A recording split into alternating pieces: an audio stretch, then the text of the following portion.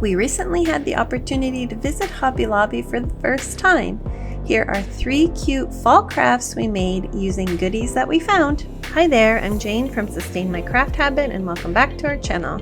For the first Hobby Lobby fall craft, we're using this wood round with some pumpkins to create a really pretty piece of wall decor. Now, I had accidentally painted the top part white when I intended to paint it with this teal chalky paint instead, because we're going to apply a crackle finish with the white paint over top. So I kind of got it a bit confused. First, we started with a coat of the teal chalky paint and filled in the sort of sky section. And then I used a more coral color.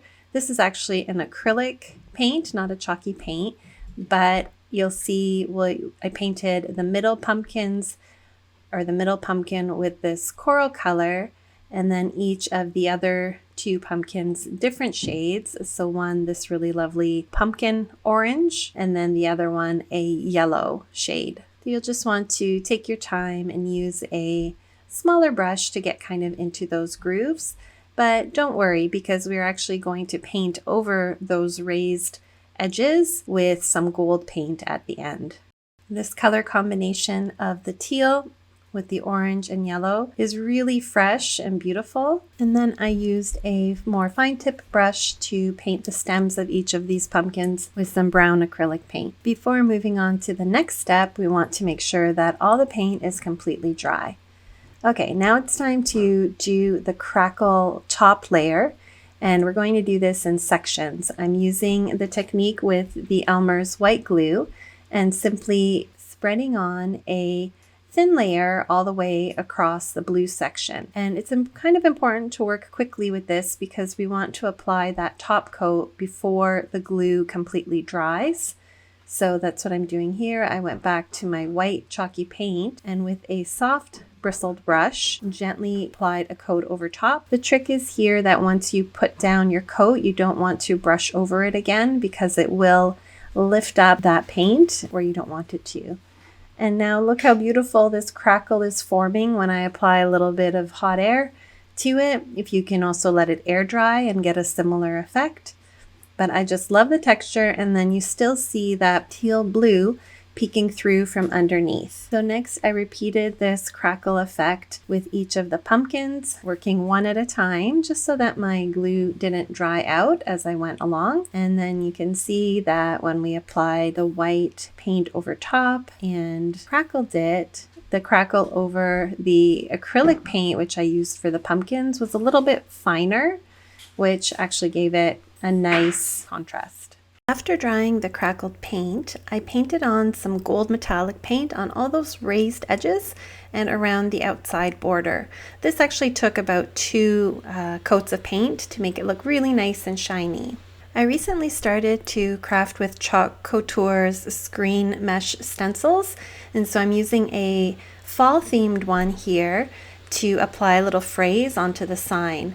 This one says, "Live a thankful life," and it's just so beautiful and thoughtful for this time of year. With these stencils, you take them off of the backing. You're meant to fuzz them a little bit with that teal cloth, stick the stencil onto your surface, and then use this paste. It's like a chalk paste that you spread over the part of the stencil that you want to have on your craft. And the paste kind of goes through the stencil, the mesh part of the stencil, leaving the design behind when you lift it up. They have such beautiful stencil designs, and I'll be sure to leave the link for this one in the description below. To finish off this sign, I simply added a few of these burlap leaves that I also found at Hobby Lobby in different coordinating colors. I like this kind of rust and brown and a bit of green, and then finally added on a white faux daisy that I had in my craft collection. I'm so happy with how this piece turned out. I just love that color peeking out from behind the crackle, and it really brought the wood cutout to life.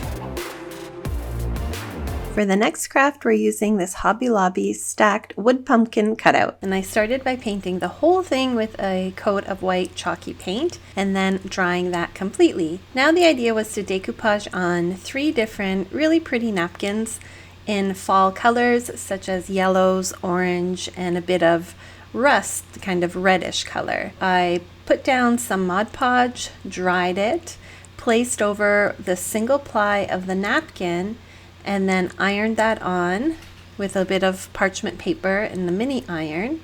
And then finally used a sanding block to sand away the excess, revealing all those little grooves and ridges of each of the pumpkins. So here is the first one that I did with a yellow napkin. But the second one, this more orangish one, I decided to use a piece of printed scrapbook paper. But the scrapbook paper is a little bit thicker, so here's a trick to make it thinner, more like a tissue. You'll simply place some packing tape on the back of the sheet of paper, and then when you peel that packing tape off, it lifts up a layer of the paper, leaving behind a thinner pattern paper. After decoupaging that piece of scrapbook paper with the iron-on method, I simply used the sanding block again to sand off all the excess napkin or scrapbook paper from around this pumpkin. Finally, we selected this floral pumpkin, which isn't really fall. It had some pink to it, but actually went so nicely coordinated with the other two napkins. So again, you'll want to pick 3 pattern papers that seem to really go nicely together, as these ones did. To finish this piece off, I wrapped some twine around the top little stem and then added on some faux leaves and a bit of moss along the base to give it kind of that rustic, earthy feel.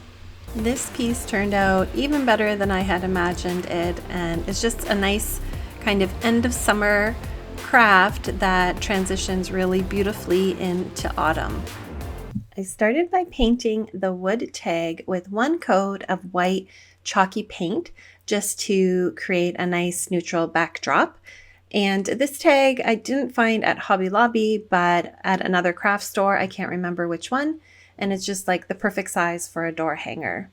So I painted that and then dried it completely before moving on to the next step. And for that, we're painting on a buffalo check pattern. Now I've used this technique a few times already, and it involves taking some painter's tape or masking tape to help create all those lines and checks. So we first start with 1 piece of tape along the center, and then you'll use the other pieces of tape to create the spacing. And the first step is to map out these horizontal lines that we're going to paint. Now the thicker tape you use, the thicker and bigger the buffalo checks, those squares are going to be at the end. So this totally depends. I think I'm using about 1.5 inch wide masking tape for this particular project. Now once I've taped off those stripes, we're going to paint the exposed area with a light gray paint. I mixed together some of my white chalky paint with a little bit of black paint to create a light gray color. And you can do buffalo checks in orange and red and white and black. We've done all sorts of different colors, even yellow. The trick is here that you'll need basically 3 colors: white, which is the base color, then a lighter shade that you want to use, and a slightly darker shade.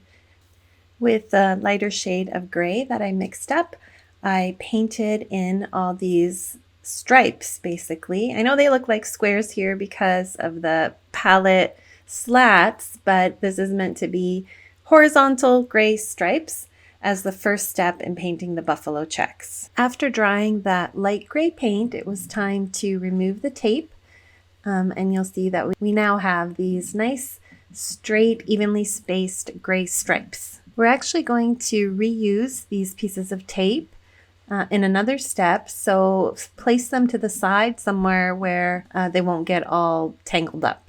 Next, we're going to repeat the taping process to mark off the sections to create vertical stripes. We're using the same light gray paint that we used for the horizontal stripes and just filling in all those sections that don't have tape. Okay, after drying those horizontal stripes of tape fully, we're actually going to leave the tape in place and then bring back those strips of tape that we used to create the horizontal stripes.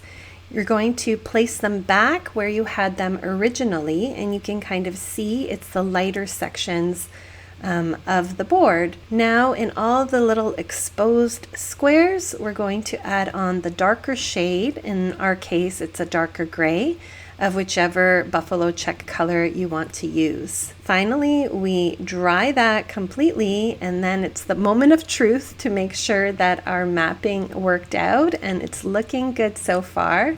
This part is so satisfying that we just take off all that paint to reveal our beautiful painted buffalo check design. We've used this technique on so many different projects, and it's great for fall crafting, Christmas crafting, and we've even used it for some spring projects as well. Okay, now that we have our beautiful buffalo check backdrop, we're going to decoupage on our Hobby Lobby napkin. And I traced around it with my water pen. You can also use a wet paintbrush, and then ripped the pumpkin out of there to create a fringed edge that will blend into your surface really nicely rather than cutting it with a pair of scissors. I traced around the pumpkin design using a paintbrush and some of that white chalky paint because you want to paint the section underneath your pumpkin white so that it really stands out nicely. The tissue is really thin, so if you didn't do this step, then you'd kind of see those buffalo check squares peeking through from behind. After drying that, we're going to apply a thin coat of Mod Podge, spread that out, and then dry that because we're using the iron-on method for this particular decoupaging project. Once dry, we'll simply place our little tissue pumpkin on there, cover it with a bit of parchment paper, and then use our mini iron to press the tissue onto that dried Mod Podge. And this will help to kind of melt the Mod Podge and keep the pumpkin tissue adhered to the surface. It also creates a really nice smooth surface, and it's really our favorite method of decoupaging. Okay, now we're going to add a few more embellishments, including this blessed wood cutout. I honestly don't know where it came from. It was in my sister's kind of craft room and I snagged it. And then I added on this greenery that came from the Dollar Tree. As the final step, I embellished the napkin by painting it with some gold acrylic paint. Not all of it, but just to add some vertical lines and a few spots in where the flowers are.